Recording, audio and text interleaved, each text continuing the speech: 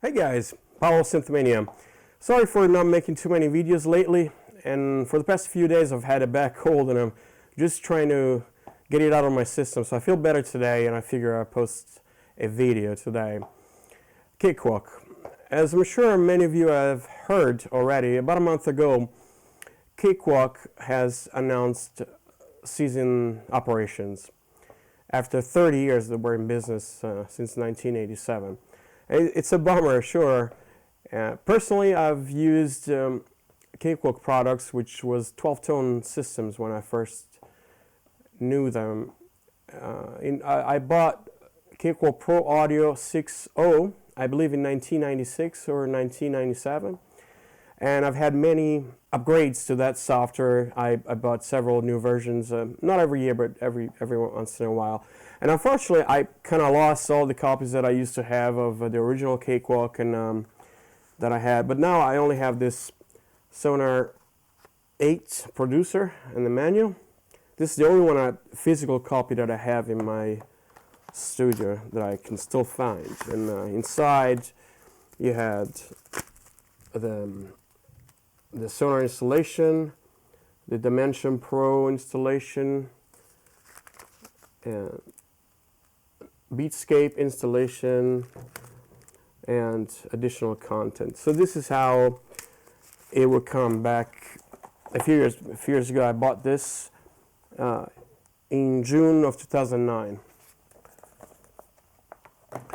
and back in 96 or 97 when I bought Cakewalk Pro Audio 6.0, I used to run that on a state-of-the-art for 1996 Gateway 2000 computer that my wife and I, at the time, dual income, no kids, we spent like $2,500 for that computer plus the printer, plus all the accessories. And the Gateway 2000 was a famous brand of the computers of the 90s. It came in boxes that looked like a cow and were shaped like a cow. I no longer have that computer, but I found miraculously the manual and all the CDs that came with it. I still have that. So Gateway 2000, you got a friend in the business. It looks like a cow, and it came with all kinds of cool software. Microsoft Works 4.0 for Windows 95, Microsoft 5.0 for Windows 95. Am I out of focus? Encarta 96 Encyclopedia, Microsoft Publisher 97, Mayo Clinic and Cache Graph, Home Office Plus. Launch. This was one of the first attempts of multimedia. You know, the internet was just getting started in 1996, so you started to see magazines like paper magazines like Launch, starting creating multimedia content for computers. Jewel was on the cover, and 311 and Crash Test Dummies Live, the 90s. Dr. Seuss, Green Eggs and Ham, classic. Monopoly, classic. What else is here? Microsoft Greetings Workshop. I remember my wife and I using this to send cards. Myst. This was a great game. I've never been too much of a gamer. When I was a kid, I was playing Space Invaders and Frogger, Asteroids, all those early video games, Galaga. But this one I liked. I liked a lot. It was a really cool game. It had a cool synthesizer-based music too. I remember there was an interview with the creator of the game who also composed the score. If I remember correctly, he used some kind of EMU sampler. I have to look it up. Then Eraser, Turnabout, video game, Pod, video game, The Ultimate Human Body 2.0, Third Dimension, and all the serial numbers. Anyway, this was state-of-the-art 1996 computer. That ran, let me go to the computer, Sonar, actually Cakewalk Pro Audio. So this is not Cakewalk Pro Audio 6.0, it's a demo of Cakewalk Express, but as I remember, this one, minus the audio tracks, it looks pretty similar to how I remember Pro Audio 6.0 to be. And this one is one of the reasons why I bought Pro Audio 6.0 back at the time. This, the Munk Scream icon, this was a panic button that instantly released all the MIDI notes. Because back in the day, we all had those refrigerators full of synthesizer racks and MIDI, complex MIDI setups, lots of MIDI ins, outs, throughs. It was very common for MIDI notes to get stuck. In other software like Cubase or Logic, you had to go into the menus and send it from there. Here, you just do this and it completely killed all the stuck MIDI notes. And so let's go through some of the functions here. Of course, you get the tracks here. This is MIDI only, but you would have, you would do like, say piano here, and you will pick the source. I don't have any MIDI interface connected to this one right now, but you'll pick the port, the channel, the MIDI channel, stuff that you can do still today. The patch, and here you could change the signature of the meter, the beats per measure if you wanted to write, say 5/4, 5/4, or waltz. Change it times the key signature. And this was a loop mode right here. This was a step mode, step record. And this was a recording mode, sound on sound, overwrite, auto punch, etc. And this is, of course, the tempo of the song. You can change the tempo. You can click here to tap tempo. So if you want to do a ballad, say boom, boom, just click, and you have a ballad, or you can just manually put it there. And really cool. And locators for the beats, for the measures, all the measures. If these are all the measures of the songs. You could undo. You could insert bank and patch changes. Back then that was a very common thing to do with MIDI expanders. Controllers, tempos, you can insert markers, you can insert tempo changes. Go to the bars, track properties, the name, status, archive, port channel, the volume, the pan, Tools, you had the virtual piano. I don't have the driver. Metronome.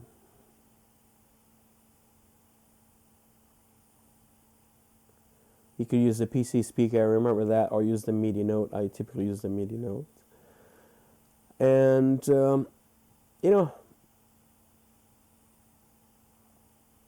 of course you could record, I think, up to 4 audio tracks on in Pro Audio 6.0, so that was pretty good for the time. So, also you had notations. You could do notations. This is a track. You could, obviously, you could go to full notation and help.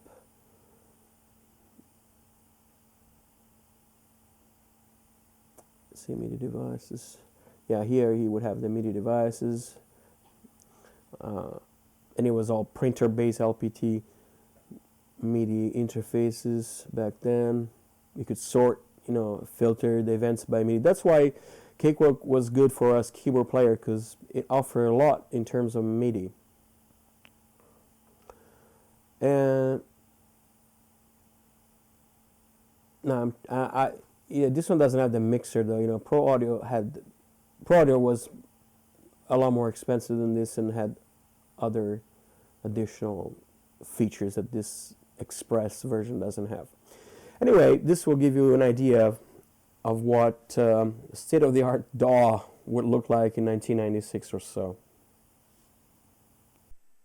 Alright, now we are on the internet here at cakewalk.com, and you can see their announcement. Thank you for 30 years of Cakewalk. Today we say thank you to all of our users, past and present, for helping make Cakewalk a staple in the world of digital audio for 30 years. Gibson Brands has officially announced the end of active development of Cakewalk branded products, but our site and servers will remain active for those who have made our products a part of their workflow. This change will not affect the performance of current or legacy versions of Sonar in any way. While we're no longer releasing updates, the ways you can access your products will remain the same. For users with the rent-to-own plan, your payments have been automatically discontinued and we have unlocked Sonar, so you can continue using this software without interruption. And then there is an announcement from the Chief Technology Officer, Noel Borthwick. After 30 years of Cakewalk's long and illustrious history, I'm saddened to announce that we ceased new product development and reduced overall operations this past Friday. And this was about a month ago. You can read the formal announcement from Gibson here, which states that the decision was made in order to align with the company's acquisition strategy focused on growth in the global consumer electronics audio business. This is the Gibson announcement. Cakewalk has been an industry leader in music software for over 25 years. And also, if you go to the Cakewalk website, there is an FAQ. What's going to happen to Cakewalk? What happens to my account? But what if the servers go down? This is the important part. If or when the servers are taken down, we'll make sure that you have a way to authorize your products without using any of our current online authorization steps. We're working on a mechanism for if does this occur, to ensure our users will not lose functionality moving forward. This is important because the new versions of Sonar, I'll show you later, but it's important because many DAWs these days work like this. You have a console, a control center, a console that you get your authorization from. I know Cubase is like that, and Propellerhead is like that. And you can see here, actually, I'm not even up to date for Sonar here. I need to download updates for my version here. You can update them all. At any rate, Cakewalk some time ago offered a lifetime plan, and I went to see it. I went to look for that Cakewalk Lifetime email. I bought this Cakewalk Sonar Lifetime updates in August 21st, 2016, so about a year and a half. Not quite lifetime updates. And this was $199, $200. Anyway, let's look at the versions of Sonar of Cakewalk that I've had over the years. Starting with this one. I found a picture of the Cakewalk Pro Audio 6.0. It's kind of fuzzy from the internet, but I remember it's making me go back in time, jogging my memory here. Here you can see the typical screen picture, and these pink ones were the MIDI and audio tracks, the event list. Alright, let's go to my hard drive. Alright, let's go to my hard drive here, musical instrument D.A.Ws. And you can kind of see the ones I've had over the years. I've had, actually you can kind of see also here, I got Sonar down here, but I also got Pro Tools, I got Reason, I got Ableton Live, I got Studio One, and I recently got Cubase Elements, and I like to upgrade to the new one soon. Although I've seen they now have a dongle just like Pro Tools has, and it's a different dongle. It's not even the same make. And then this is SoundForge, and these are video applications. Anyway, these are the ones I have in my hard drive here on my NAS. And let's click on the Cakewalk. And again, I don't have the CDs for most of these anymore. Kind of lost them, gave them away and over the years, but I saved backup copies of all of these. And the first one was Pro Audio 6.0 here, Cakewalk Pro Audio 6.0. And actually, I found a picture of the one I had. This is what it looked like. Had a big box like that, a big manual, and then an application CD, and then a musician toolbox 2, and the Gvox Riffs artist library. And I remember studying this manual. Was like 500-600 pages. Going to work in the morning, I had a commute by metro that was like 45 minutes to an hour, so I studied the manual every morning.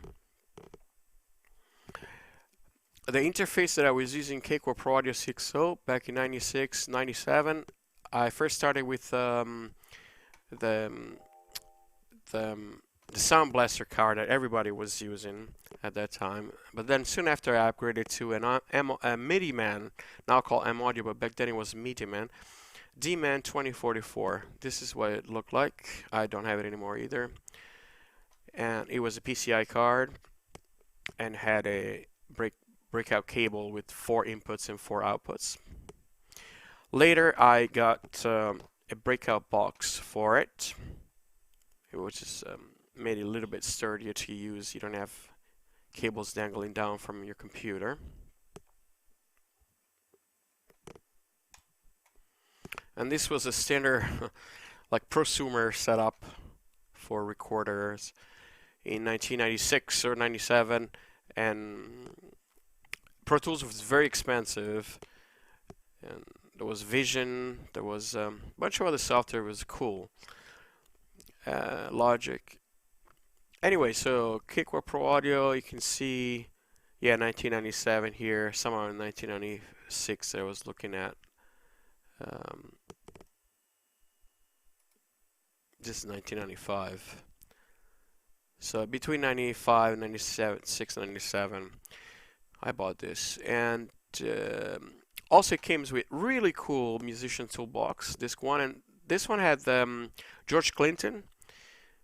And George Clinton basically had a CD. He had found some old multi-track tapes from the 70s. And some of those grooves were incredible that came with the software. So let me play some of them. P-Disco.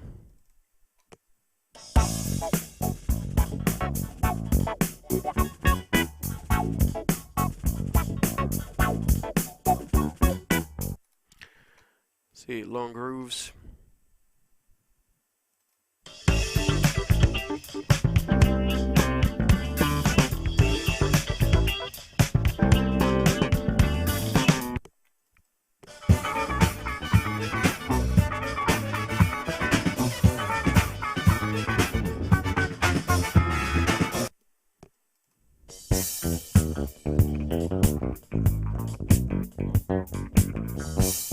It doesn't get much funkier than this. And let's see. Then there was Rhodes Cometani classical piano performances, DNA beat blocks. Let's see.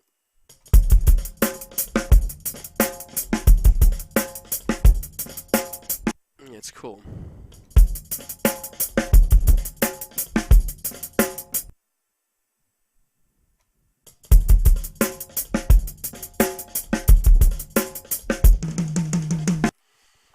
Yeah, really cool stuff. Big Fish Audio also had. Let's listen to some loops of the day, 1997 here. Let's see, Deep Rasp.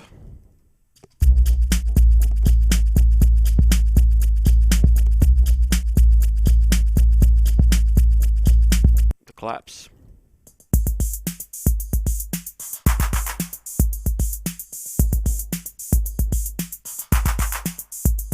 Classic 808. Let's do this D.A.W Megaton Bomb Techno and House Loops. Flange U drum set.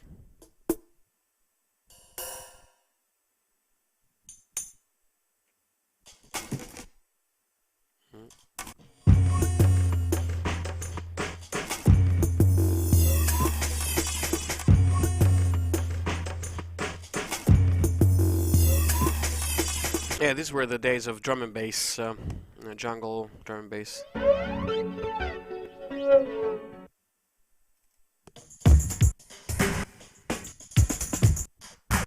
Truck axle drums.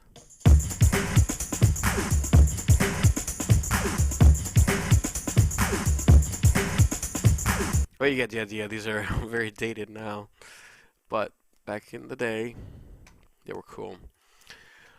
Alright, so let's move on to the next one. After Pro Audio 6.0, I did not buy 7, 8, and 9, and then it became Sonar, so I went to Sonar from 6.0, this Sonar XL 2.0, and I found a picture of what it looked like. It was like this. I no longer have this.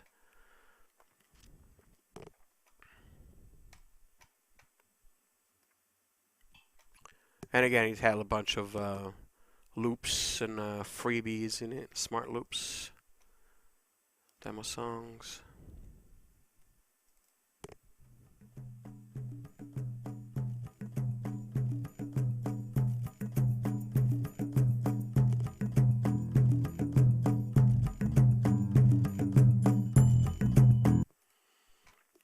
Let's see, Dry Studio Key sample loops. Banging 6.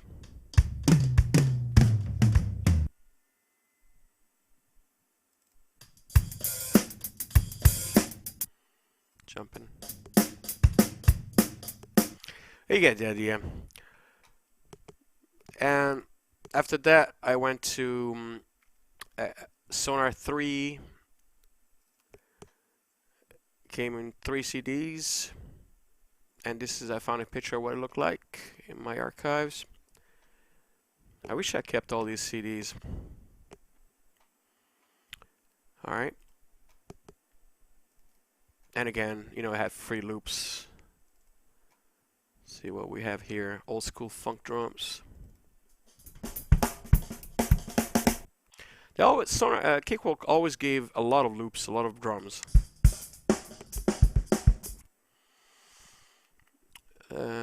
Fat to Freaky demo loops.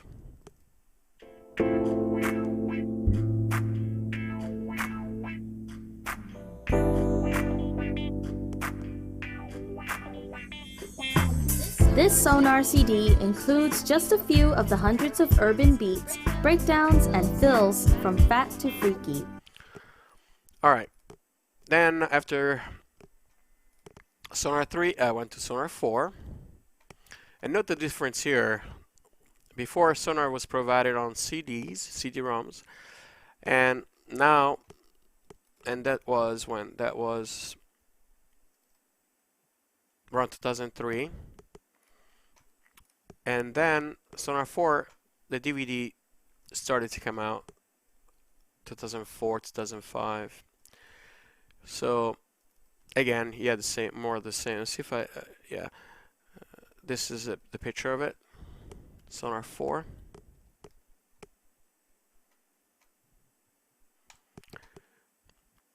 Additional content. Public Enemy. Public Enemy. Yo. It's not playing. Chuck D. Flavor.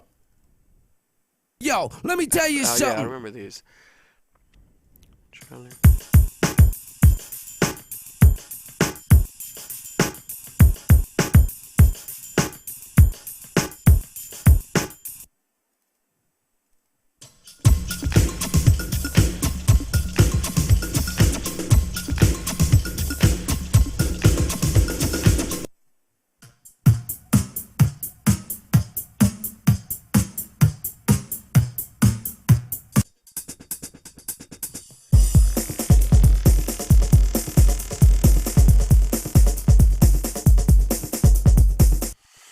Then I went to Sonar 5. This is what it looks like.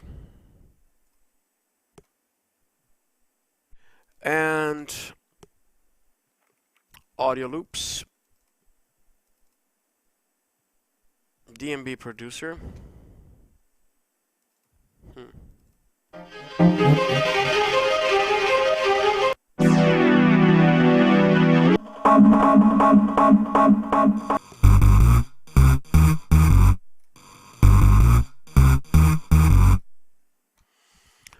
And then I went from Sonar 5 to Sonar 8, I guess, which is the one that I showed at the beginning of the video. And then I went to Sonar X1 Producer. Let me see if I can find a picture. Oh, here it is. So this is what it looked like. I had that blue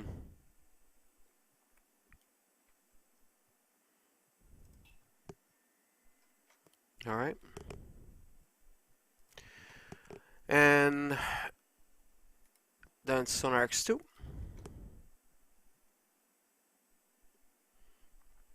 By then the Dimension Pro had already been added to Sonar. If you're not familiar with it, I'll show it later, but Dimension Pro is basically the synthesizer, top of the line synthesizer that Sonar had. And then I went to Sonar X3. You know. And finally, a year and a half ago, I went with Sonar Platinum with lifetime updates. And oh, also at Lander. And that was it.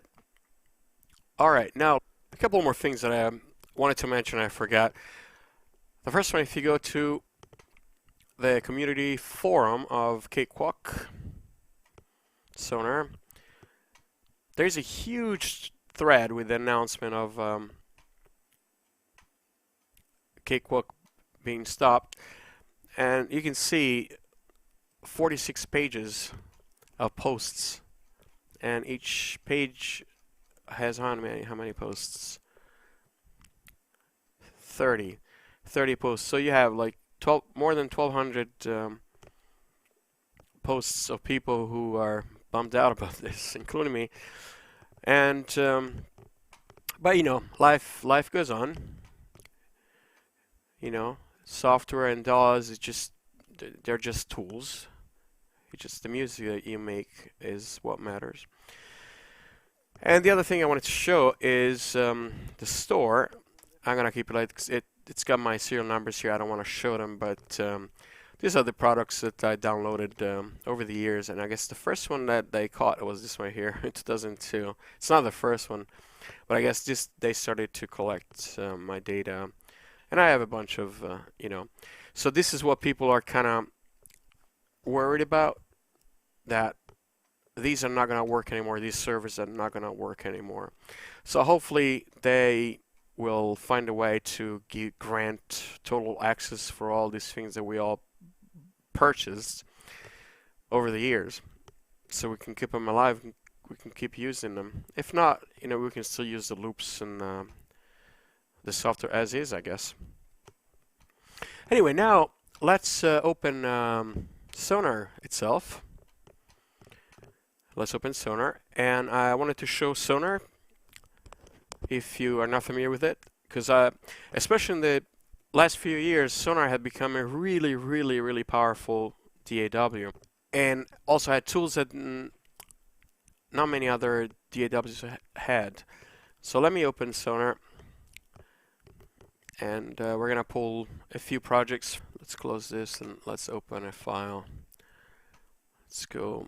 It's gonna take a little bit to pull the files, but I put all my music on, you know, in storage basically. So I go to songs. This is some of the songs I've done over the years. It's not all of them, but I put some of them here. So I wanted to open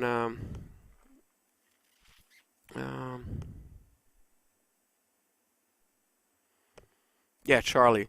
Let's open Charlie. Let's do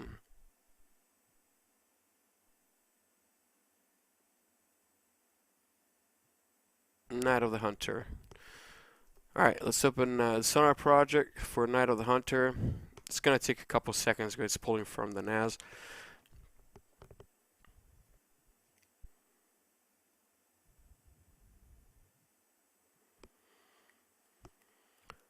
And here's an example of what Sonar looks like. The latest version of Sonar, almost the latest version. It's Platinum. All right, engineering Boston. And again, I use all D.A.Ws, and I'm really fast with Sonar because I've been using it for so long. And I'm pretty good with Pro Tools. I'm really good with, I've got Logic on the Mac, and I'm pretty good with Logic. I'm really good with Propeller Head Reason. I've used that a lot too. But Sonar is the one I know the most, and mostly I know all the keyboard commands. If you want to bring the browser, I know exactly how to do it, and the inspector. If I need to bring up the properties, I can go to the driver settings, or I can change the folder locations. I can see my instruments and MIDI device control surfaces and stuff like that, and I can invoke commands and hide tracks if I want to, and I can call up all the shortcuts that I know how to use them because I've been using this for so long. But anyway, so let me show you how it works. And this is I made this record with Charlie Lavenac last year, and I'm not gonna play too much of it because he has not released this record yet. But just to give you an idea of what can be done, this was done all in Sonar basically, with analog synthesizer as well and drum machines. Well, let's play.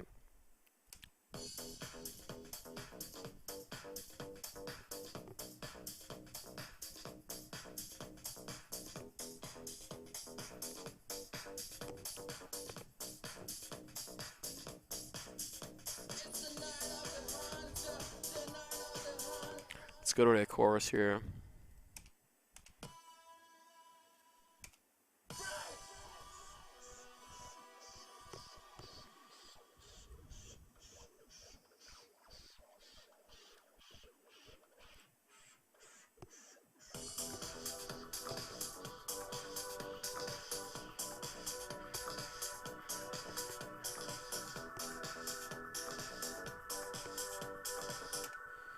I get the idea. Let's open another one.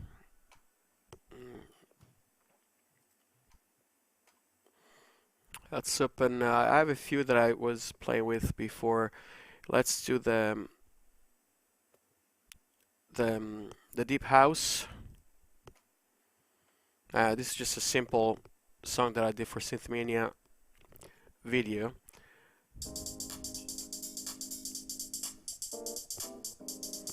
Let me just go through the tracks. Basically, in Sonar you can obviously record. It's a fully DAW. You can record MIDI and audio.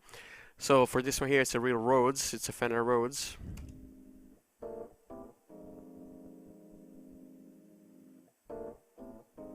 Then there's an MPC 60 here. Then there is an M1 Korg M1 organ. There's a Yamaha TX81Z bass. And there is an M1 pad here.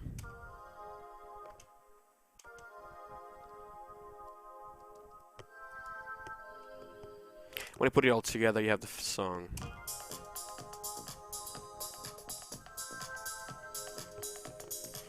And again, it's got all kinds of functions. You can just call up the, you can call up the mixer, and whoops. You can call up the mixer, and you can add effects. Really, one cool thing about Sonar was the Pro channel. The Pro channel is basically a built-in strip that allows you to bring in devices in and out, typically compressors and EQ, and this is their emulation of the 1176. Sounds really good. And you have EQ that can be set to E-type, SSL E-type, or G-type, or pure, or hybrid. and it sounds really good. Then you have all kinds of console emulation, SSL type, Neve type, API type, and then you can add more stuff. You can add insert modules, reverb, bark of the dog.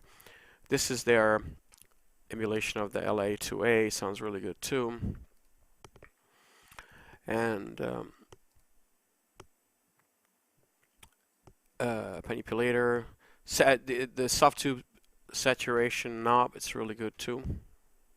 Emulation of tube sounds really good, you know. And let's see what else. Oh, tape emulator. It's got a nice tape emulator as well. You know, you put it up to raw here, just the ticket, it sounds like tape. So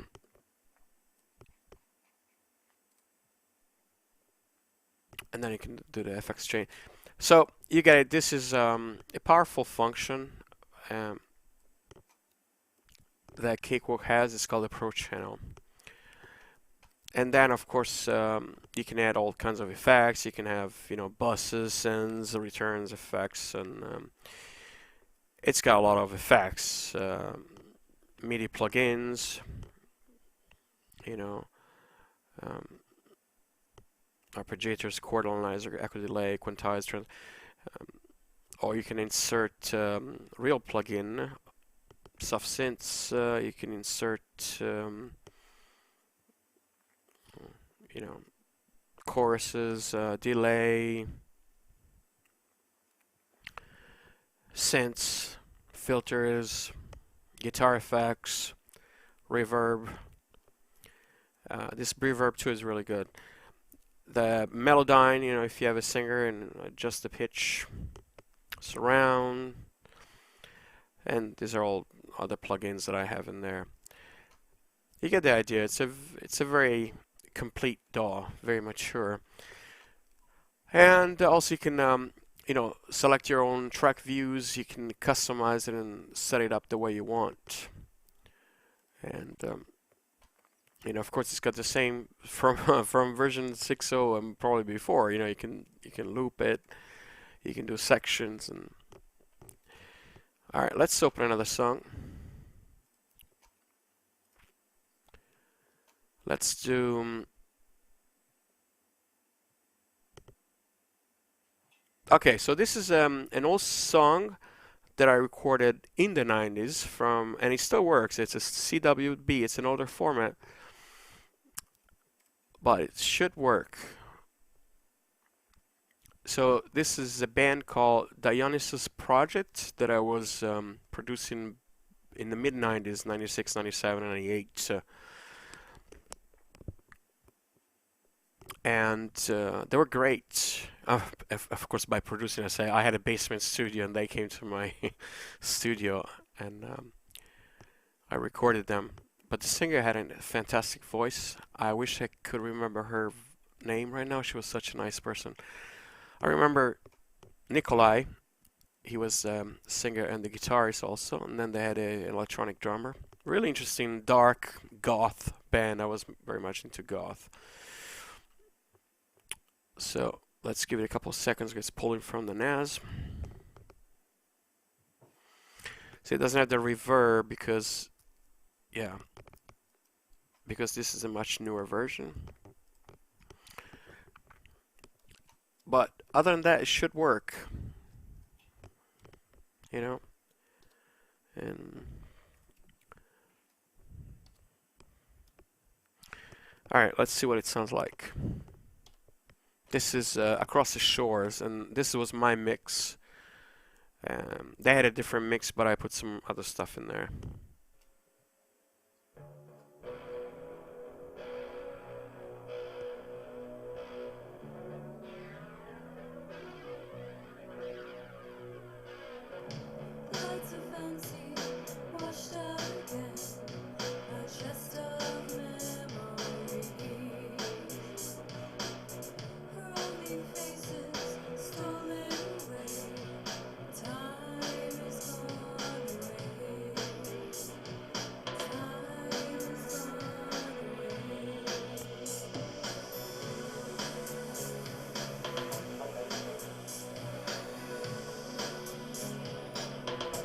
go to the chorus.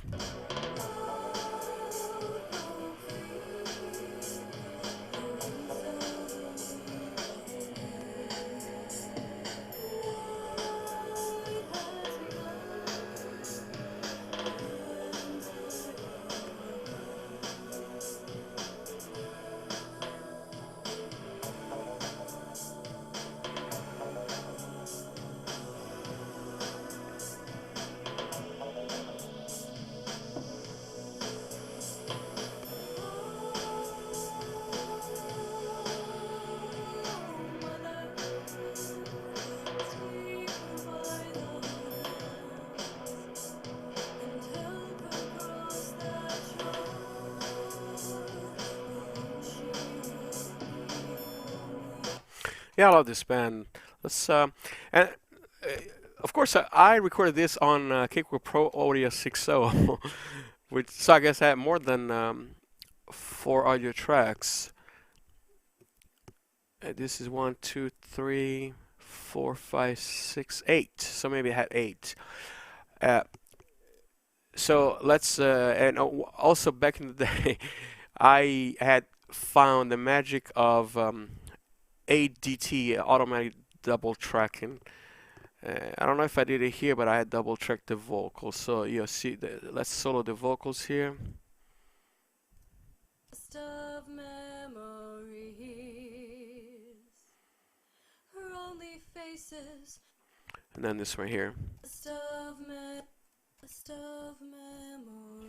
I found, you know, what the Beatles already had found out in the 60s, that if you put together 2 takes of the singer, it sounds better. So the difference.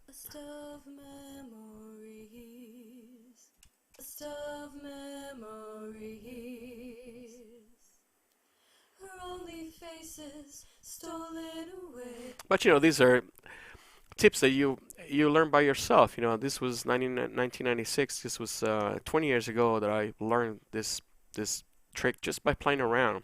I didn't know what I was doing really. And then these are the drums. These are the drums. The drummer had a fantastic.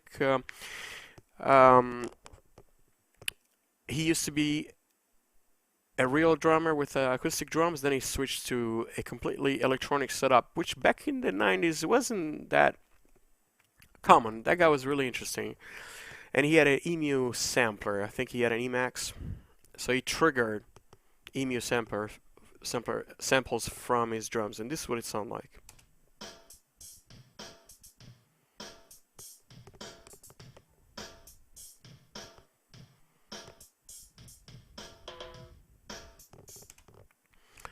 Then there's a loop.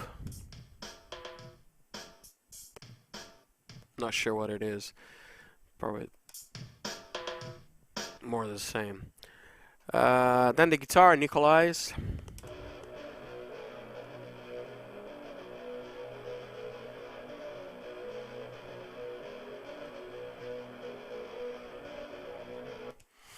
And then I played the bass on it, because that did not have a bass player.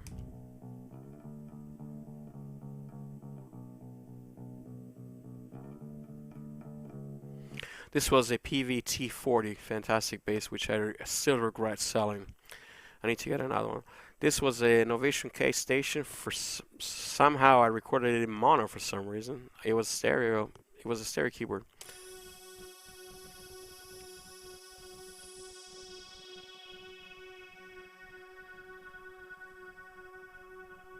And then I had a QS8, Alesis QS8 bell pad here.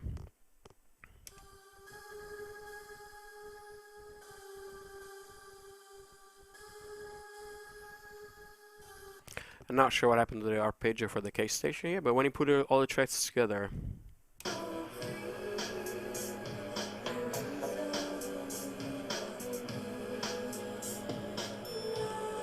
and again, I did not have this Sonar Platinum back then when I did this. Let's close this for now, and I'll show you what I had. I found some pictures of my old studio back in the 90s, and let's open them up. And I'll show you.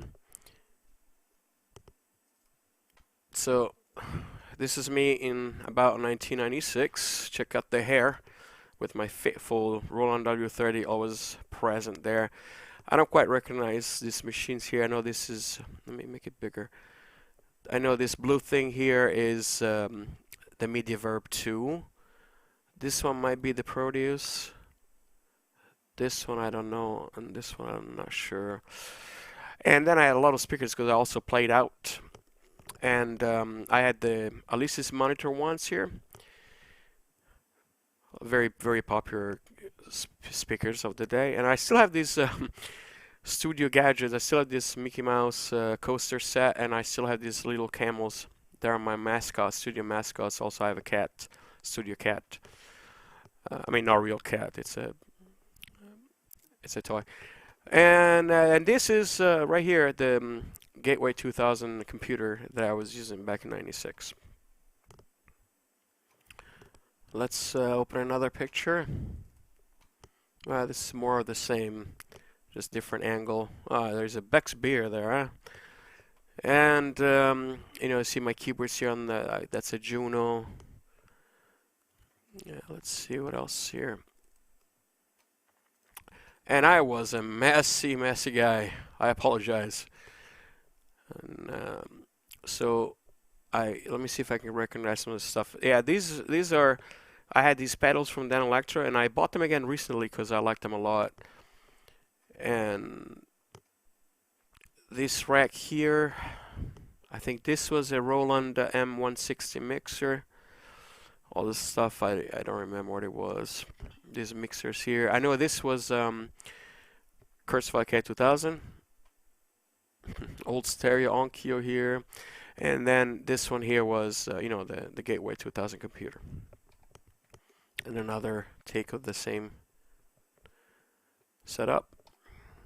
These were the synths that I had. Let me see if I can remember. So, yeah, this one on the bottom is the QS8.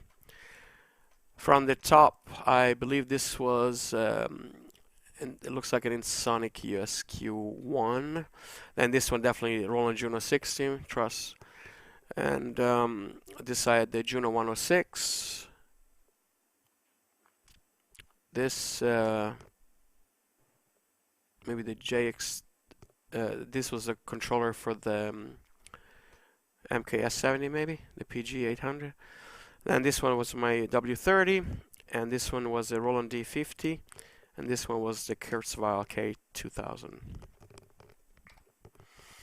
Now, these speakers, I had both the Alesis Monitor 1s and the Monitor 2s back in the mid-late 90s.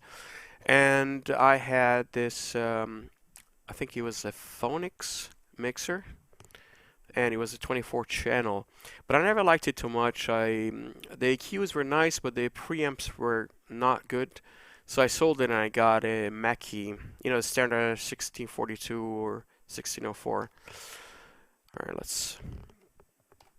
Alright, and this is the refrigerator I was talking about earlier. So basically, and actually here you can kind of see the Cakewalk Pro audio right here on this monitor with some kind of audio files in there.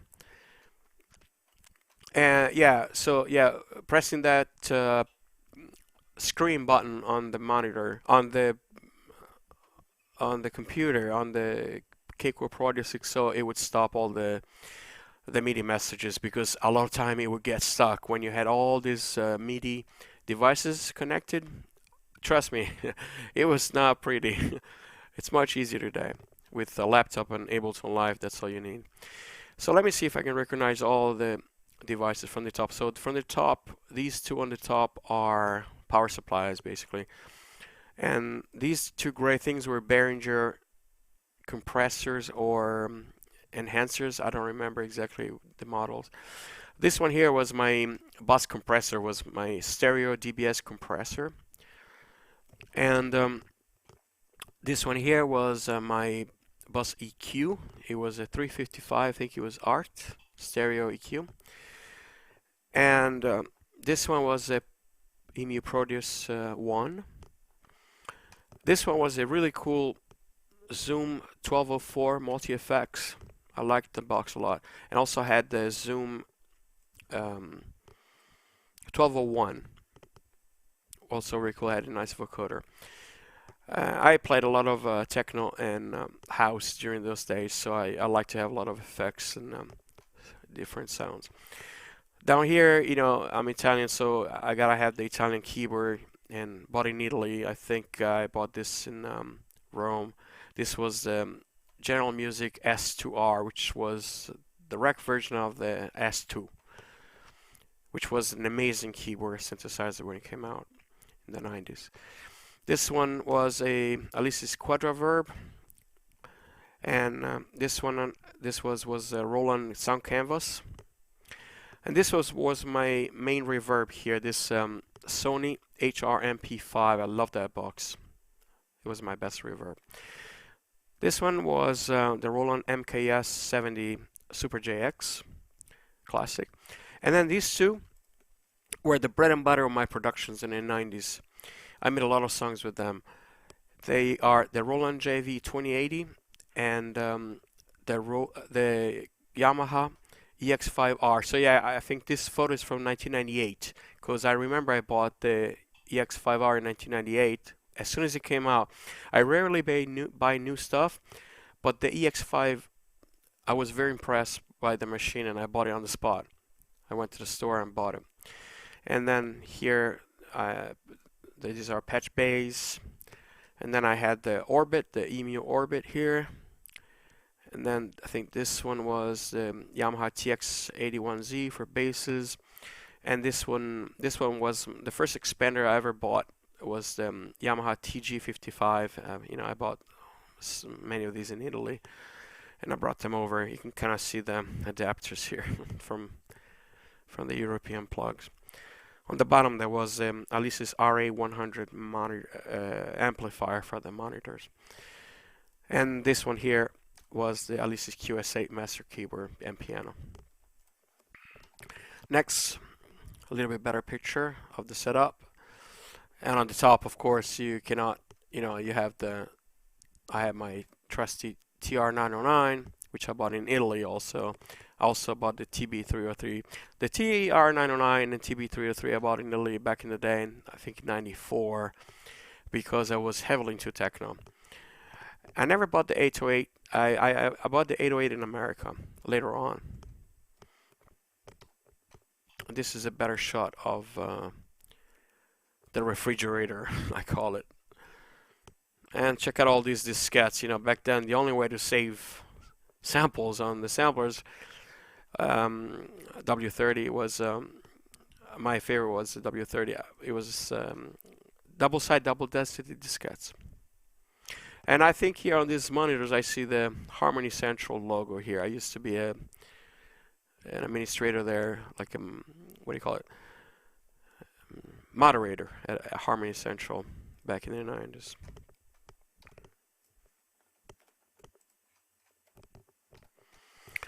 Alright, so that's a Roland D50, and here I see the Keyfx Omnibus edition.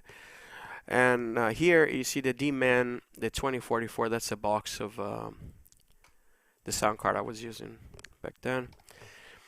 And then more keyboards here. I guess this one on top looks like a Poly 800. And you know, the ESQ1, the Junos, W30, other stuff. And then I had a Keytar, Yamaha Keytar. I cannot forget the Keytar. And I played live with it. How odd is that? And let's see what else is here. Records. I think that was it. Yeah. Alright, so that's how my studio looked back in the mid-90s, mid to late 90s. Let's go back to Sonar. Let's open another one. Let's do the House with Roland Dance board, and I wanted to show you a couple more things as far as functionality of the product.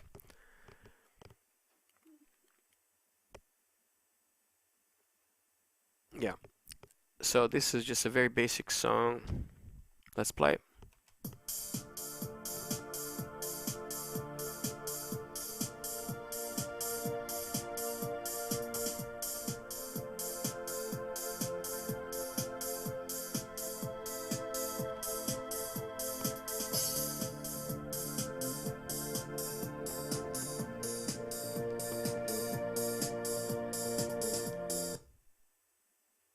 It's dropping because I'm pulling it from the NAS.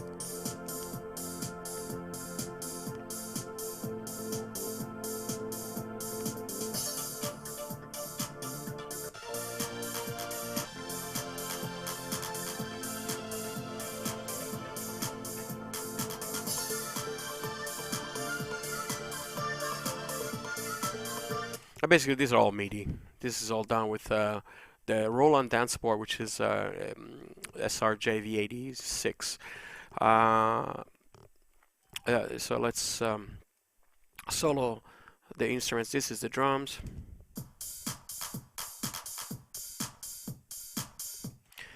And this is the pad.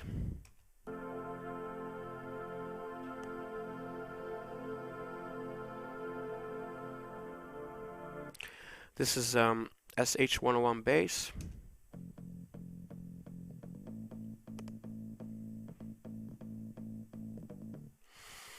This is a blob tack.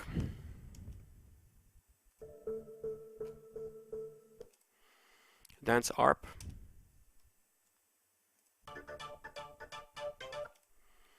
All strings. Volcamatic.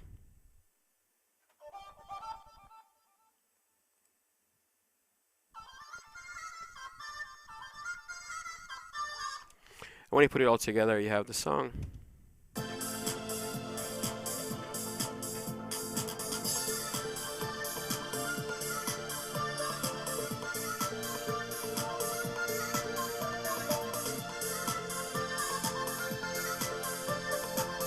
But basically, I wanted to show you, the MIDI setup here. You can go to loop construction view, or you can go to the MIDI and tweak all the MIDI real easily. And you can, you can just press buttons here and switch to different views. I'm just doing this quickly with the keyboard. And but one thing that I wanted to show you about the MIDI is the fact that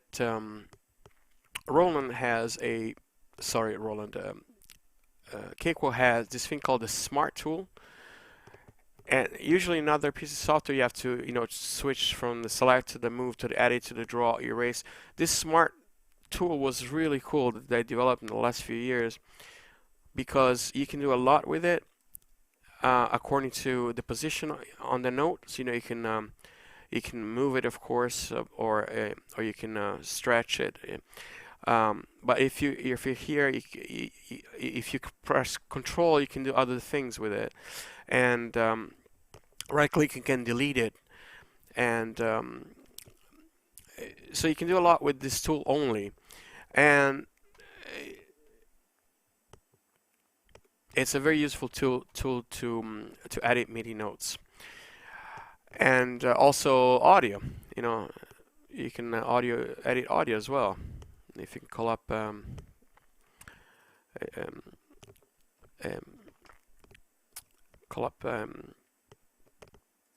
an audio file, you can do the same thing here. So let's close this out and let's open one more final. I wanted to open the one that I'm doing with little label in the UK. So it's it's this one here. It's close to you. Again, it's pulling from the NAS. It's gonna take a couple of seconds to open.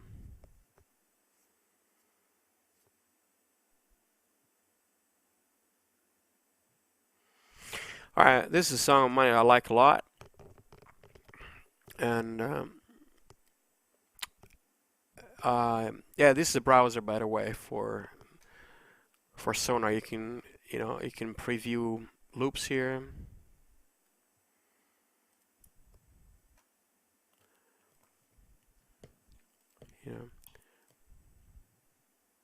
And again,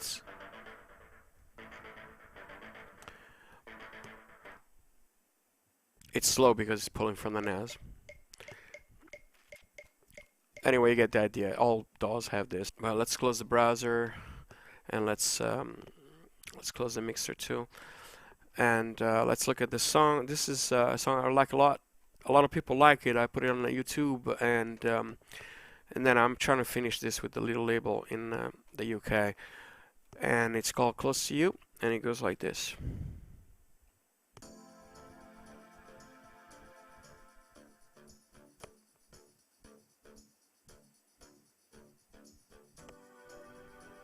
Let's go to the verse.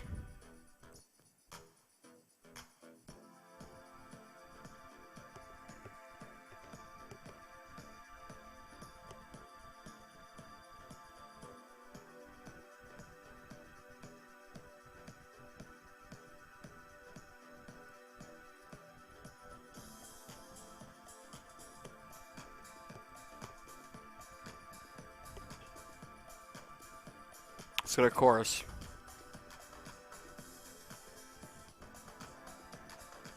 Verse.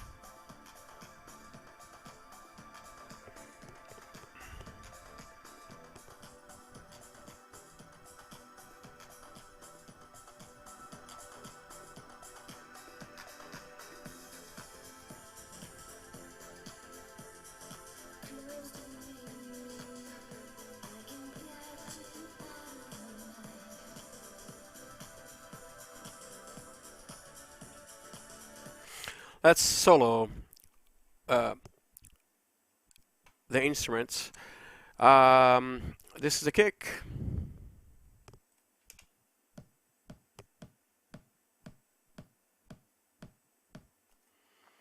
Snare.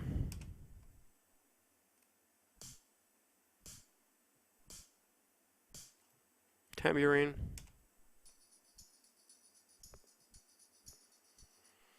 High tom.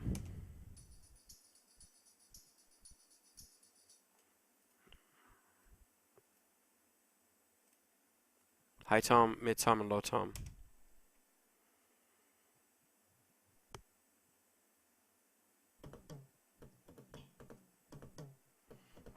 And this is a TR-909. Percussion ensemble.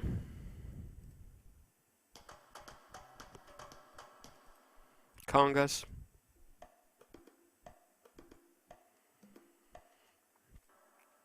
Clap. Let me. It's a little low. I'm not sure. What's this limiter doing here?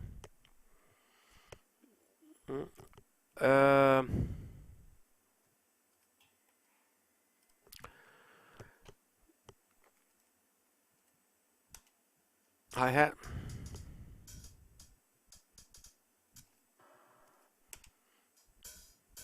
Hi-hat. And the ride.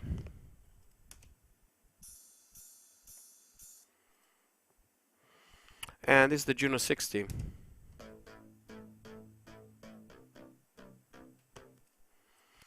This is the M1 Symphonic.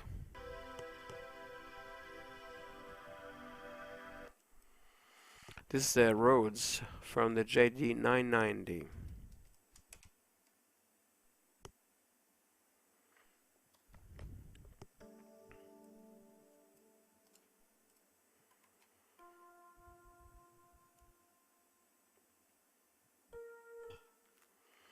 Yeah, this is M1 Ooze.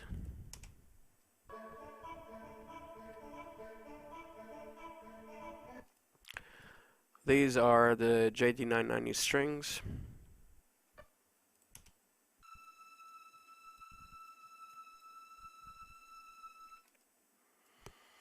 And this is the whole thing.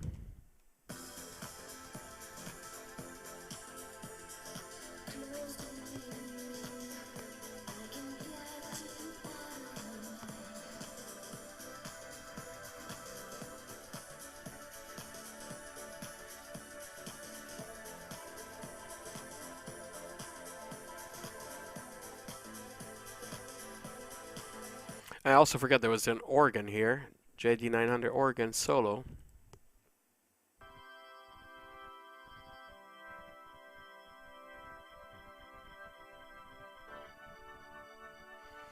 And this is with the full mix.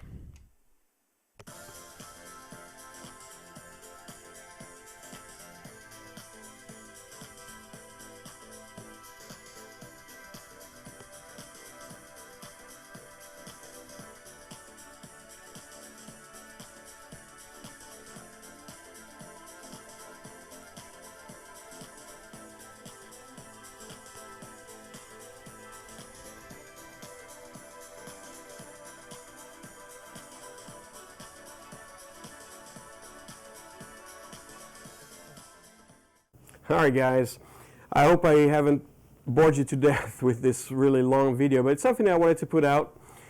And it's a bummer that Cakewalk didn't make it.